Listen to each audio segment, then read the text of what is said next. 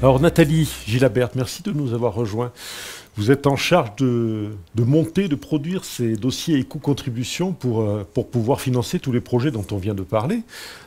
Par quel bout vous prenez tout ça? Vous avez des partenaires privilégiés? C'est compliqué?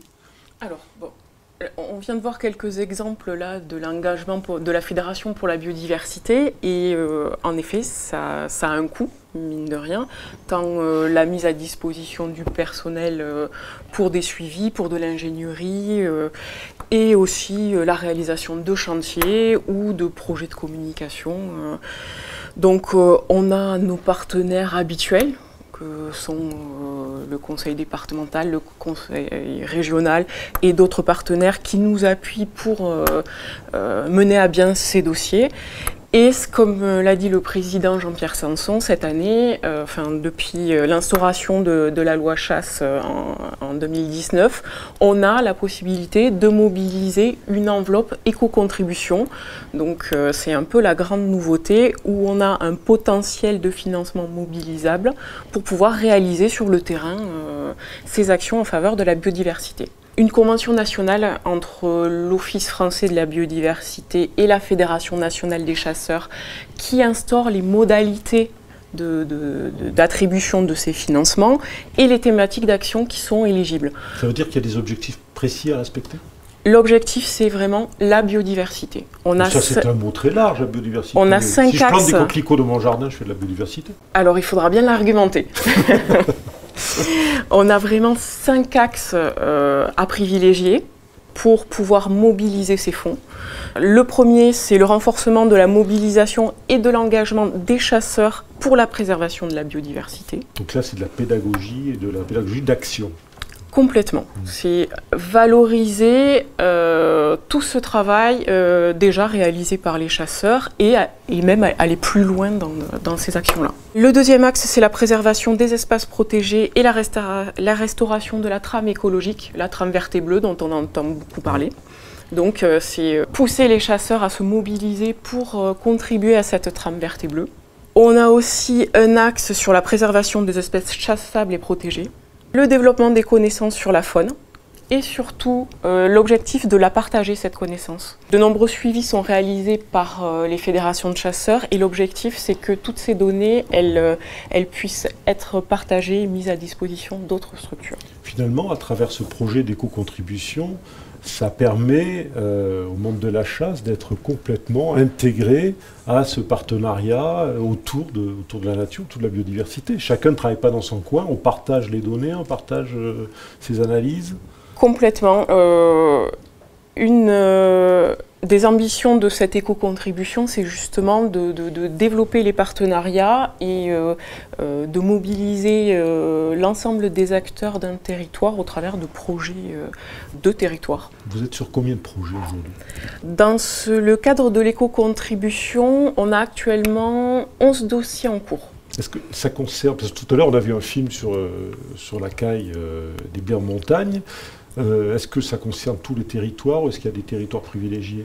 Alors c'est en fonction des enjeux et des projets de la fédération. On monte des projets.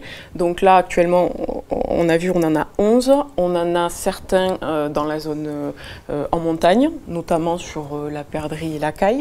On en a d'autres plutôt dans la zone plaine, notamment cette animation agro-environnementale développée par Olivier là. Notamment en zone périurbaine également. Et puis aussi un volet migrateur, gibier d'eau, biodiversité liée aux zones humides sur Celles-le-Château, où le Conservatoire du littoral a des propriétés dont il nous a donné la gestion. C'est une première en France, c'est la première fois... Ça s'est jamais vu en France.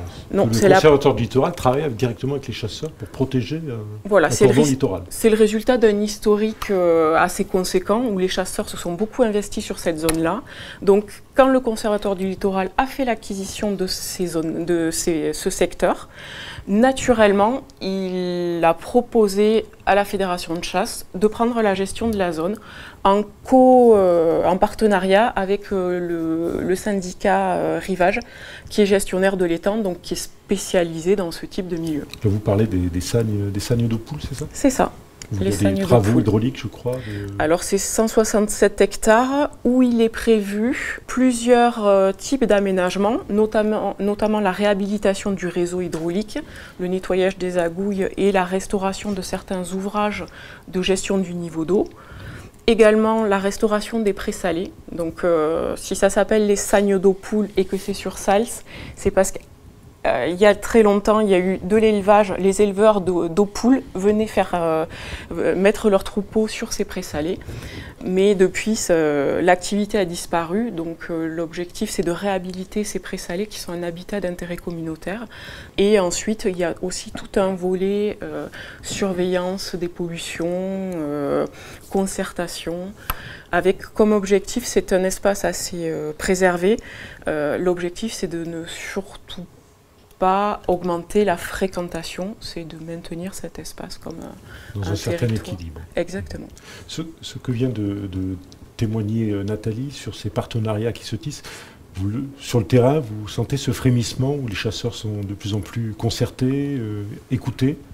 Alors les chasseurs... Contrairement à ce que l'on peut voir dans les médias où il y a des affrontements permanents, les anti-chasses, les pro-chasses, etc. Finalement, est-ce que sur le terrain, tous les gens qui s'intéressent un peu au territoire, à la nature, se disent on va travailler aussi avec les chasseurs parce qu'ils savent, ils connaissent? Mais je crois qu'on a la chance d'être souvent dans des projets ou dans des travaux où justement il y a un historique déjà ancien qui fait que ça crée un certain ciment, un certain terreau à des projets de partenariat avec un certain respect des personnes et des structures, et ça se traduit très concrètement sur le terrain par des aménagements de parcelles, soit en faveur d'espèces chassées mais également d'espèces protégées. Je pense à l'outarde de Canepetière par exemple, et à la perdrix rouge également qui est chassée, mais quand on travaille pour une espèce, on travaille pour l'autre.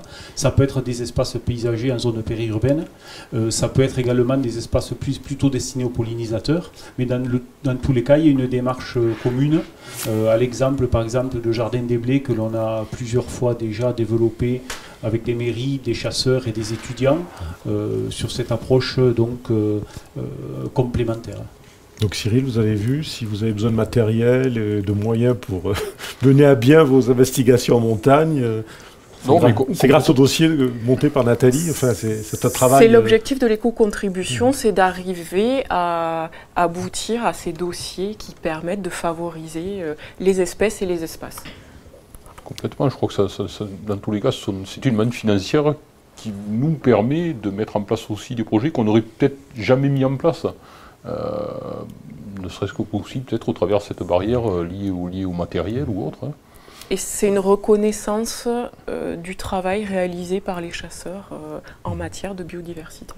Alors Président, pour les chasseurs lambda qui peut-être ont pu pendant un temps se demander pourquoi la fédération s'investissait comme ça dans des actions écologiques, qui parfois semblaient dépasser le seul cadre synégétique, vous démontrez aujourd'hui qu'au-delà du bénéfice direct pour les différents biotopes, vous avez aussi gagné là une vraie reconnaissance de votre expertise. Je crois d'ailleurs que la Fédération départementale des Pyrénées-Orientales fait partie des 3 meilleures fédérations en France pour ce qui est de la conception, le montage des dossiers d'éco-contribution. Il est certain que le savoir-faire et l'investissement donc de nos techniciens et de tout le personnel de la fédération sont aujourd'hui incontestables, incontestés et reconnus.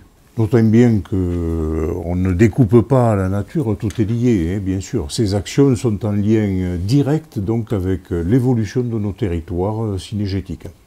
Alors, notre fédération s'est engagée dans cette démarche hein, en déposant de nombreux dossiers. Nathalie vous les a énumérés.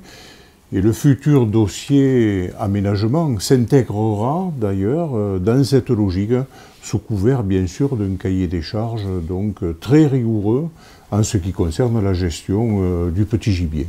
Notre administrateur Antoine Rubira d'ailleurs y travaille, et plus particulièrement sur un dossier donc, qui est aujourd'hui porté par la Fédération nationale qui sera un dossier spécifique faisant.